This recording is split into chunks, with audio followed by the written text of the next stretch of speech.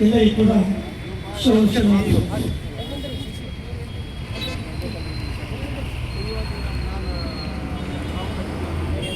ಸಂವಿಧಾನವನ್ನು ಅರಿಯದವರು, ಸಂವಿಧಾನದಂತೆ ನಡೆಯದವರು ಈ ದೇಶದ ಯಾವುದೇ ಹುದ್ದೆಯನ್ನು ಹೊಂದಬಹುದು. ಅದು ಸಂವಿಧಾನಕ್ಕೆ ಮಾಡಿದ ಅಪರಾಧ, ದೇಶದ್ರೋಹ ಕೆಲಸ. ಹಾಗೆಯೇ ಒಂದು ಮತ, ಒಂದು ಪೀಠ, ಪರಂಪರೆ ಇರುತ್ತೆ. ಆ ಪರಂಪರೆಯ ಪೀಠ ಮಠಾಧಿಪತಿ ಆದವನು ಆ ಪರಂಪರೆ ವಿರುದ್ಧ ಮಾತಾಡಬಹುದು. ಆ ಪರಂಪರೆ ವಿರುದ್ಧ ಯಾವ ಕೆಲಸನೂ ಮಾಡಬಾರ್ದು. ಅಕಸ್ಮಾತ್ ಮಾಡಿದ್ರಂದ್ರೆ ಆ ಪರಂಪರೆಯನ್ನು ಬಿಟ್ಟು ಬರಬೇಕು. ಆ ಪೀಠವನ್ನು ತ್ಯಾಗ ಮಾಡಿ ಬೇರೆ ಪೀಠ ಕಟ್ಕೋಬೇಕು. ಅದರಲ್ಲೇ ಇದು ಮಾಡ್ತಾರಂದ್ರೆ ಅದು ಧರ್ಮದ್ರೋಹ, ದೇಶದ್ರೋಹ ಕೆಲಸ. ಹಾಗಾದ್ರೆ ಈ ಮಾತನ್ನು ಯಾಕೆ ಹೇಳ್ತಾ ಇದ್ದೇನೆ ಅಂದ್ರೆ, ಯಾವ ಪೀಠಾಧಿಪತಿಯಾಗಿ ನಮ್ಮ ಕಾಡು ಸಿದ್ದೇಶ್ವರ ಮಠದ ಪೀಠಾಧಿಪತಿಯಾದಂಥ ವ್ಯಕ್ತಿ ಆ ಕಾಡು ಸಿದ್ದೇಶ್ವರ ಪರಂಪರೆಯನ್ನೇ ಧ್ವಂಸಗೊಳಿಸ್ತಾ ಇದ್ದಾನೆ. ಹಾಗಾದ್ರೆ ಅವರಿಗೆ ಹರತಿ ಇದೆಯಾ? ಇದು ನಮ್ಮ ಜನರಿಗೆ ಗೊತ್ತಿಲ್ಲ.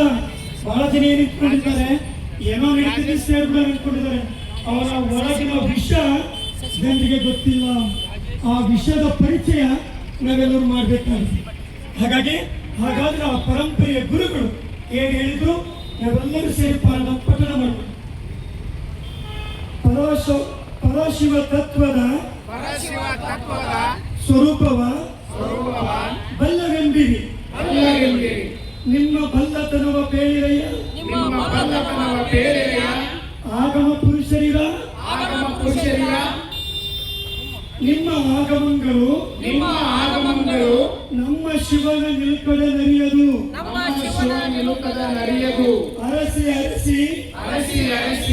ಆಸಕ್ತು ಬಳಲಿ ಓದವು ಕೇಳಿರಯ್ಯ, ವೇದ ಪುರುಷರಿರ ನಿಮ್ಮ ವೇದಂಗಳು ವೇದಿಸಲರಿಯದೆ ನಾಯಾಗಿ ಹೊಗಳಿ ಬೆಂಡಾಗಿ ಹೋದವು ಕೇಳಿರಯ್ಯ. ಪುರಾಣ ಪುರುಷರಿರ ನಿಮ್ಮ ಪುರಾಣಗಳು ಪೂರೈಸಿ ಪರಶಿವನ ಕಾಣದೆ ಪುಂಡಾಂಗ ಮಸ್ತಕದಿಂದ ಮತರಿಸಿ ಹೋದವು ಕೇಳಿರಯ್ಯ.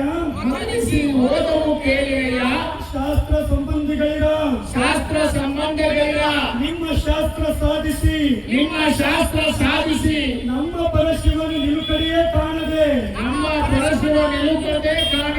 ವರಲಿ ಹೋದವು ಕೇಳಿರಯ್ಯ.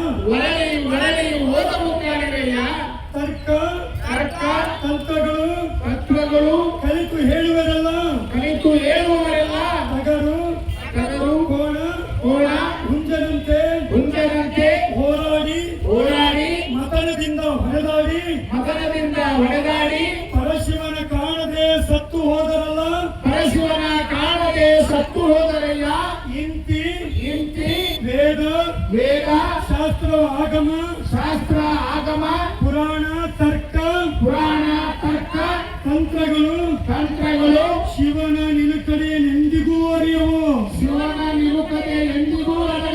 ಇಂತಿಯನ್ನೆಲ್ಲವನ್ನು ನೋಡಿ ಶಿವನ ಕೂಡಬೇಕೆಂಬಣ್ಣಗಳು ಒಮ್ಮೆ ಅರಿಯಿರಿ.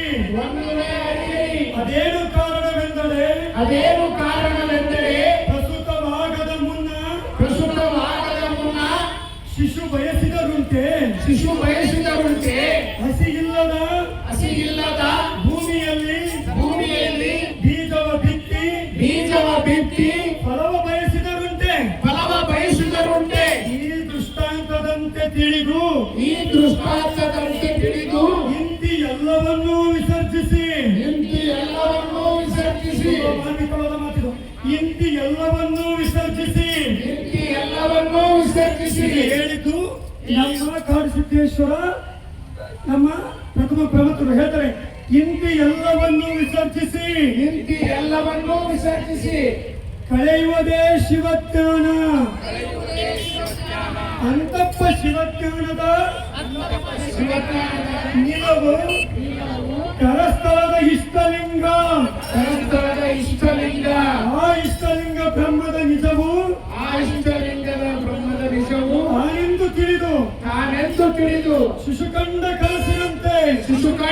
ಕನಸಿನಂತೆ ಮೂಕ ಸಕ್ಕರೆಯ ಮೆತ್ತಂತೆ ಇದ್ದರಯ್ಯ ಮೂಕ ಸಕ್ಕರೆ ಇದ್ದಂತೆ ಇದ್ದನಯ್ಯ ನಿಮ್ಮ ಶರಣರು ನಿಮ್ಮ ಶರಣರು ಎಂದನೆಯ ಎಂದನೆಯ ನಿಮ್ಮ ಶರಣ ನಿಮ್ಮ ಶರಣ ಕಾಡಿನೊಳಗಾದ ಹಾಡಿನೊಳಗ